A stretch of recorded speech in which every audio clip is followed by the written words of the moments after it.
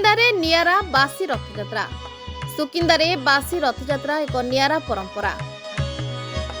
विश्व प्रसिद्ध पुरी रथयात्रा को सम्मान तत्कालीन सुकिंदा राजा साहेब यह नियारा परंपरा आरंभ करथिले। श्रीक्षेत्र रथयात्रा रे सुकिंदा राजा चामर सेवा थिबारु सुकिंदारे यह नियारा परंपरा चली आस्थिबा कहाजाए। प्रतिवर्ष परि चलित वर्ष सोमवार दिन बाहुड़ा यात्रा अवसर में चतुर्धा मूर्ति को सेवायत माने रथारूढ़ करबा परे राजा साहेब भूदेव भूपति हरिचंदन महापात्र छेरा पहरा करथिले। यथाविधि पूजार्चना करबा परे रथ को थरे मात्र टणा जायतिला। बड़दाण्ड रे अटकी रहिथिबा रथ को मंगलवार दिन भक्त माने नहीं मंदिर सम्मुख रे रथ खड़ा रे पहुंचाइथिले।